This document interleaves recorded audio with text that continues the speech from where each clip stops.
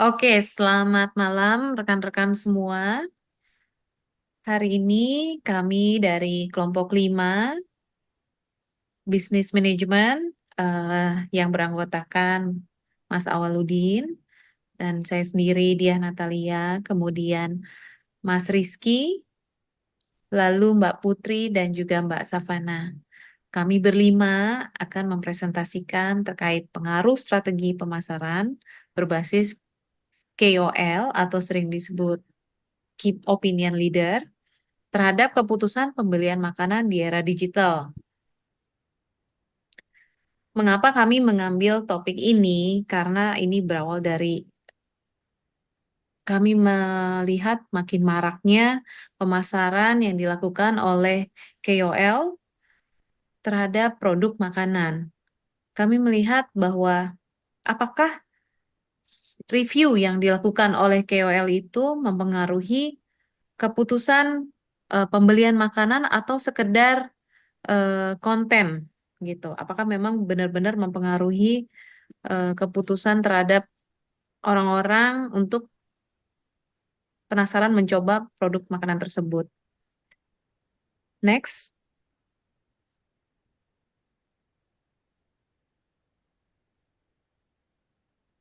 latar belakang kami mengambil topik ini karena adanya perkembangan teknologi digital yang semakin eh, masif dan juga mengubah strategi pemasaran di industri makanan.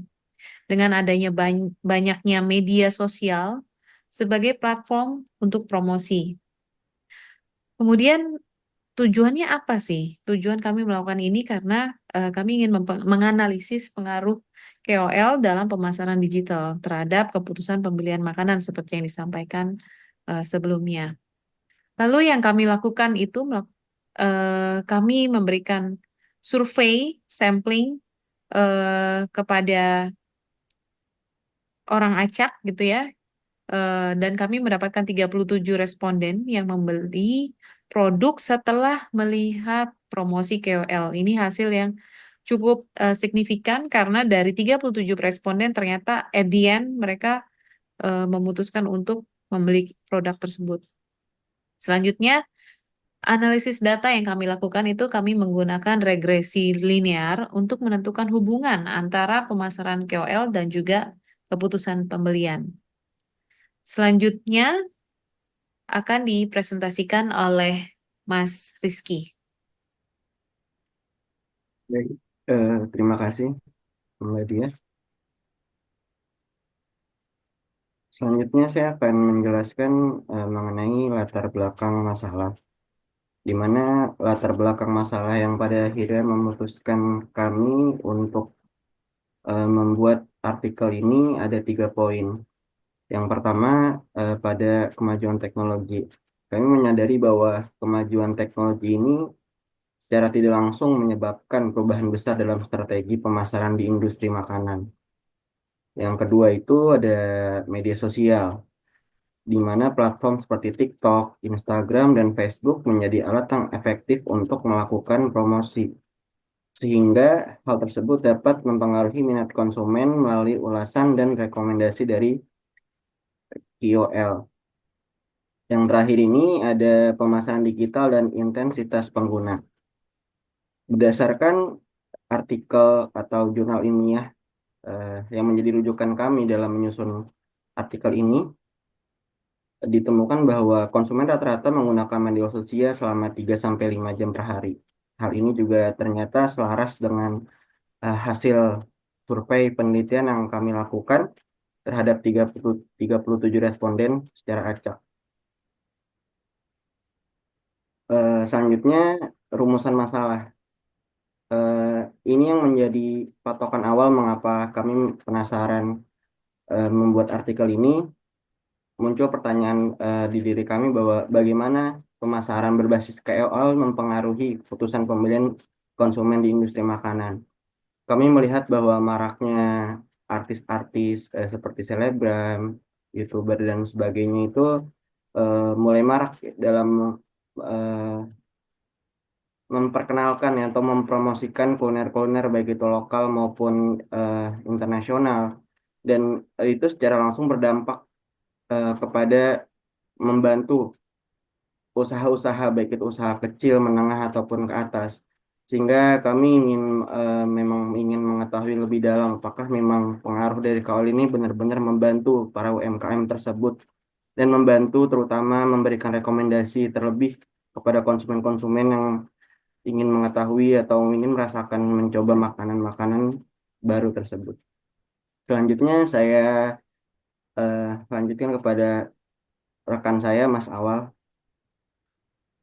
Baik, terima kasih Mas Rizky. Tujuan penelitian, di mana tujuan penelitian ini agar kita tahu eh, apa yang akan kita sampaikan. Yang pertama adalah menganalisis pengaruh KOL pada keputusan pembelian konsumen, di mana perlu perlu adanya analisis di mana apakah KOL ketika memberikan ulasan, menyampaikan ulasan atau mendeskripsikan sebuah produk atau sebagainya itu efektif untuk mempromosikan produk tersebut dan mendorong agar si konsumen mampu membeli atau interest atau tertarik terhadap produk tersebut. Ataupun yang paling mudah adalah agar si konsumen atau audien penasaran apa sih produk ini, di mana belinya, lalu di mana mencari produk ini, gitu. Ataupun mencari akhirnya si audien ini mencari ulasan-ulasan lainnya. Yang kedua adalah mengidentifikasi faktor utama dalam pemasaran KOL yang mempengaruhi keputusan pembelian. Pada sebelum era KOL, produk itu hanya dipajang dalam feed stock atau gambar gitu. Gambar produk, lalu dipost di Instagram misal, lalu ada namanya, ada tulisannya, ada deskripsi produk. Nah, di saat ini, KOL itu mempunyai pengaruh yang cukup besar atas keputusan pembelian karena eh, orang mudah membeli karena rekomendasi. Makanya si KOL ini memberikan rekomendasi apakah produk ini layak untuk dibeli atau tidak. Lalu kita juga harus melihat bahwa KOL ini bagaimana gaya komunikasi, gaya menyampaikannya sesuai atau tidak. Lalu KOL ini apakah audien dari produk ini sesuai dengan audiennya atau tidak. Misal produk keripik. Nah, kita kan tidak mungkin menggunakan KOL dengan yang mega influencer. Kita bisa menggunakan makro atau nano atau nano. Ah, ketika kita menggunakan mega influencer, kita bisa menggunakan produk-produk yang middle up. Misal kita contohlah yang sering warawiri di YouTube atau TikTok, misal Mid Guy gitu, gitu. Nah, beliau Mas Dimas itu dia mempromosikan eh, produknya gitu kan, dagingnya gitu dengan artis atau sebagainya atau mega influencer itu sangat efektif. Nah, selanjutnya adalah mengeksplorasi peran media sosial dalam meningkatkan efektivitas KOL, di mana tujuan ini melibatkan identifikasi performa mana yang paling efektif untuk kampanye KOL, serta analisis perbedaan dampak antara platform seperti TikTok dan Instagram. Nah, setiap sosial media ini punya perannya masing-masing. Ada yang produk ini cocok di Instagram, ada yang cocok di TikTok. Dan format kontennya pun berbeda-beda. Ada yang bentuknya edukasi, ada yang bentuknya rekomendasi, ataupun review, ataukah atau bahkan hard selling gitu. Nah, itu punya fungsi yang berbeda-beda. Makanya peran platform ini atau peran media sosial ini perlu diekspor lagi atau diidentifikasi lagi. Nah, yang selanjutnya adalah mengevaluasi perbedaan pengaruh KOL pada berbagai kategori produk makanan. Yang tadi saya sampaikan di atas bahwa setiap KOL itu tidak selalu tepat untuk semua produk gitu. Ada yang KOL ini hanya produk-produk yang tadinya middle low atau bahkan middle up. Nah, ketika kita salah sasaran, misal kita produknya adalah middle low, misal harga 10.000 gitu, atau misal 20.000, 50.000, tapi kita eksekusi atau kita promosikan ke mega mega influencer yang dimana audiennya adalah middle up gitu, maka tidak akan masuk karena POV-nya si middle up ini akan berbeda dengan middle low gitu, dan sebaliknya. Yang selanjutnya adalah memberikan rekomendasi bagi bisnis makanan dan memanfaatkan KOL. Ya, setahu kita gitu. Ya mungkin teman-teman sudah paham bahwa KOL ini punya peran atau andil yang cukup besar gitu dalam menginfluence atau memberikan atau merekomendasi atau merekomendasi ataupun mengawareness orang-orang untuk tahu bahwa produk produk tersebut ada gitu, ataupun rasanya bagaimana, atau visualisasinya gimana. Nah, ataupun bahkan ketika makan di tempat, nah, tahu kondisi tempatnya bagaimana, dan sebagainya. Dan itulah pentingnya KOL bagi untuk promosi saat ini atau media promosi saat ini. Oke, itu aja. Terima kasih. Selanjutnya Mbak Putri. Monggo. Oke, untuk metode penelitian, kami menggunakan metode kuantitatif dengan melakukan survei secara anonymous di sosial media. Dari hasil metode ini, kami meraih 37 responden yang membeli produk setelah melihat konten promosi dari KOL atau Key Opinion Leader. Lalu untuk purposive sampling, target responden banyak yang memiliki pengalaman dalam pembelian produk setelah melihat konten promosi dari KOL tersebut. Lalu untuk analisis data, kami menguji regresi linear untuk melihat hubungan pemasaran KOL dengan keputusan pembelian. Dan untuk detail hasil surveinya akan dilanjutkan oleh Kak Sapan. Oke, baik. Terima kasih Kak Putri. Berdasarkan hasil dari data yang telah kami dapatkan, itu kami memiliki demografi responden, jumlah responden sebanyak 37 orang dengan laki-laki sejumlah 20 orang dan perempuan sejumlah 17 orang. Dengan skala usia, 21 orang berusia 18 sampai 24 tahun, 4 orang berusia 25 sampai 34 tahun, 7 orang berusia 35 sampai 44 tahun, dan 5 orang berusia lebih dari 44 tahun. Selanjutnya ada frekuensi penggunaan media sosial. Sebanyak 10,8 responden menggunakan media sosial selama kurang dari 1 jam per hari. Sebanyak 27% responden menggunakan media sosial selama 1-3 jam per hari. Sebanyak 37,8 responden menggunakan media sosial selama 3-5 jam per hari. 24,3% responden menggunakan media sosial selama lebih dari 5 jam per hari.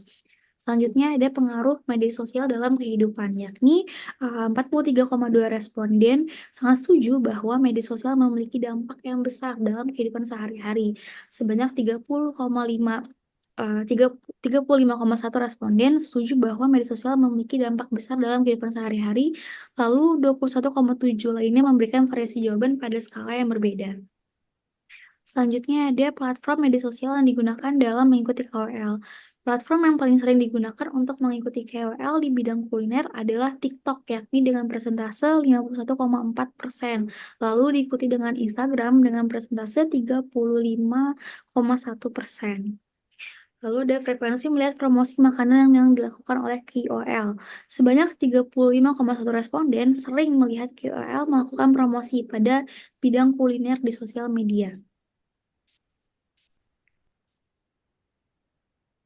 Lalu ada pengaruh KOL terhadap keputusan untuk membeli makanan secara online. Sebanyak 27% responden merasa KOL memiliki pengaruh yang sangat besar terhadap keputusannya untuk membeli makanan secara online. Lalu sebanyak 27% responden pula merasa KOL memiliki pengaruh yang besar terhadap keputusannya membeli makanan secara online. Sementara 40,9% sisanya memberikan variasi jawaban pada skala yang berbeda. Lalu untuk frekuensi membeli makanan yang dipromosikan oleh KOL, sebagian besar responden, yakni sebesar 40,5% memiliki frekuensi yang netral terhadap pembelian produk makanan yang dipromosikan oleh KOL. Lalu untuk faktor-faktor yang mempengaruhi untuk pembelian makanan setelah melihat kepuasan KOL adalah sebanyak 62,2% menjadikan alasan utama responden untuk membeli produk makanan yang dipromosikan oleh KOL adalah untuk kualitas ulasan atau rekomendasi dari KOL. Lalu selanjutnya ada tampilan visual produk yang menjadi alasan kedua responden untuk membeli produk makanan yang dipromosikan oleh KOL. Lalu ada pengaruh gaya komunikasi KOL, sebanyak 35,1% responden merasa bahwa gaya komunikasi KOL mempengaruhi keputusan pembelian mereka. Sebanyak 24,3% responden merasa bahwa gaya komunikasi KOL sangat mempengaruhi keputusan pembelian mereka. Sementara sisanya merasa KOL tidak terlalu berpengaruh dalam keputusan pembelian mereka. Selanjutnya adalah minat pembelian produk setelah melihat ulasan KOL. Mayoritas responden sebesar 83,6% merasa bahwa ulasan dan promosi yang dilakukan oleh KOL ini membuat mereka tertarik untuk membeli produk makanan yang ada di media sosial.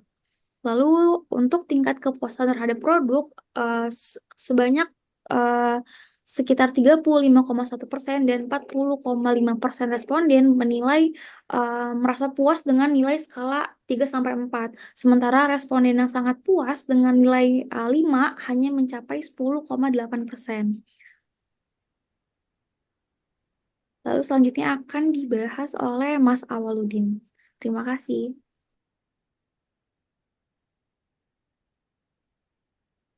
Mohon maaf akan dibahas oleh Mbak Putri. Oke, baik. Untuk rekapan hasil penelitian yang sudah dibacakan sebelumnya, bisa dikategorikan sebagai 4 kategori yang paling banyak didominasi. Yang pertama, berdasarkan platform yang terpopuler. Yang kedua, pengaruh dari KOL.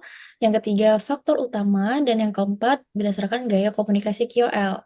Dan balik lagi ke hal yang pertama, untuk platform KOL, platform yang terpopuler sebanyak 51,4% terdapat pada TikTok, dan dilanjuti oleh Instagram sebanyak 35,1% menjadi media utama mengikuti KOL. Dan selanjutnya mengenai pengaruh KOL, sebanyak 54% responden terpengaruh oleh KOL dalam keputusan pembelian produk. Dan yang ketiga, berdasarkan faktor utama, kualitas dari ulasan yang sudah dibacakan sebelumnya sebanyak 62,2% dan tampilan visual produk sebanyak 18,9% sebagai faktor utama dari pembelian. Dan yang terakhir, berdasarkan dari gaya komunikasi KOL, dari gaya komunikasi ini sangatlah berpengaruh besar terhadap keputusan konsumen sehingga memperingkati sebanyak 35,1%. Dan untuk selanjutnya boleh dilanjutkan oleh rekan saya.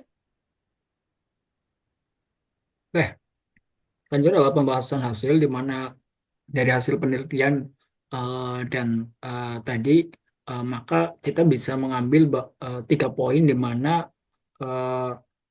apakah si KOL ini efektif dan peran sosial media efektif nggak sih terhadap promosi dalam sebuah produk makanan. Yang pertama, kita bisa mendapat kesimpulan bahwa efektivitas TikTok, format video pendek efektif untuk promosi kuliner. Format video pendek di TikTok terbukti sangat efektif untuk promosi kuliner dengan durasi yang singkat dan konten visual yang menarik. Platform ini tentunya kita sadari bahwa setiap dari 7 dari 10 orang itu mempunyai aplikasi TikTok, di mana konten-kontennya yang menarik dan bisa di live streaming dan interaktif dengan si audiens, maka si KOL di TikTok ini cukup efektif untuk menarik minat si audiens untuk mencoba dalam sebuah produk dibandingkan di Instagram yang tadi. Yang kedua adalah pengaruh ulasan. Kualitas ulasan dari si KOL atau gaya bahasa, gaya komunikasi KOL mempunyai peran yang cukup efektif. Kita juga perlu mensegmentasi KOL ini. Tidak semuanya KOL ini cocok terhadap sebuah produk dan tidak semua KOL juga cocok di produk A atau B atau dan sebagainya. Dan gaya bahasa atau gaya komunikasinya pun sama. Tidak semua gaya komunikasi cocok untuk produk A atau produk B. Makanya perlu adanya penyesuaian atau riset mendalam bagi si owner sebuah produk untuk melihat bahwa si influencer ini cocok nggak terhadap sebuah produk atau produk makanannya gitu. Selanjutnya adalah kualitas produk. Penting untuk memenuhi ekspektasi konsumen agar strategi KOL berjalan efektif. Di mana si KOL tadi sudah menyampaikan secara jujur terhadap sebuah produk, maka produk ini harus dijaga secara kualitas agar si customer atau audiens yang sudah membeli ekspektasinya sama dengan si KOL dan mampu terpuaskan oleh produk yang berkualitas atau membuat si audien atau orang-orang yang sudah membeli terpuaskan. Dengan 3 poin utama tadi, efektivitas TikTok, pengaruh ulasan KOL, dan kualitas produk yang terjaga, maka akan terjadi sebuah efek viralitas. Maka snowball effect pun akan terjadi. Karena apa? Karena orang-orang yang sudah membeli akan membuat review jujur juga gitu terhadap produk tersebut dan akan merekomendasikan produk orang lain. Yang paling mudah membuat viral adalah month of the month gitu. Itu pun menjadi penting. Oke, selanjutnya untuk kesimpulan dari Mbak Diah, monggo.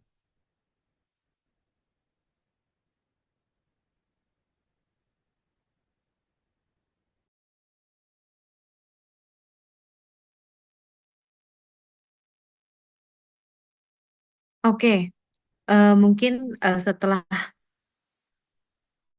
komprehensif dan saya dari Mas Awal, Mas Rizky, Pak Putri,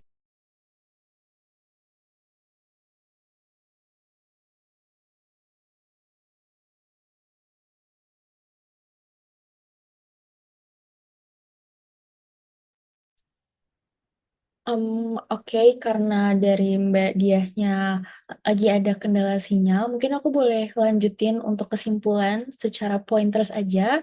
Dan dari hasil penelitian kita merekomendasikan dari kualitas produk harus ditingkatkan agar strategi QOL mencapai hasil yang optimal berdasarkan dari survei yang sudah kita lakukan. Lalu berdasarkan pengaruh yang signifikan, strategi pemasaran berbasis QOL sangat mempengaruhi keputusan pembelian di industri makanan. Dan selanjutnya untuk pentingnya kombinasi antara QOL dan kualitas produk, untuk pemasaran melalui QOL dan kualitas produk yang baik diperlukan untuk meningkatkan loyalitas dan juga penjualan. Sekian dari saya. Mungkin untuk penutup boleh dilanjutkan oleh Mbak Diah. Oke, terima kasih Mbak Putri yang udah backup karena saya tiba-tiba disconnect. Jadi ya memang terlihat ya dari analisa yang telah kami lakukan bahwa memang pengaruh terhadap pembelian makanan yang telah dilakukan oleh KOL, melakukan review makanan ini sangat berpengaruh terhadap viewersnya, tetapi tentu saja kita harus melihat bahwa KOL ini harus ditargetkan sesuai dengan segmen market terhadap KOL yang dia bangun, gitu. Jadi followers dari KOL tertentu pasti mempunyai ekspektasi yang berbeda-beda antara satu KOL dengan KOL yang lain. Jadi sebagai produsen makanan juga harus memilih KOL yang tepat. Dan juga tentunya harus mempertahankan kualitas makanannya sehingga apa yang telah direview oleh KOL tersebut juga memenuhi ekspektasi dari konsumen-konsumen yang telah mencobanya berdasarkan review dari KOL. Karena di promosi itu tidak terlalu berpengaruh besar, tetapi review sangat berpengaruh. 5, semoga hasil penelitian kami bermanfaat bagi industri makanan dan juga bagi KOL untuk lebih baik lagi menata cara menyajikan visualitas videonya dan juga mungkin tren masyarakat sekarang lebih menyukai video singkat dengan durasi menit. Jadi harus efektif. Terima kasih untuk perhatiannya.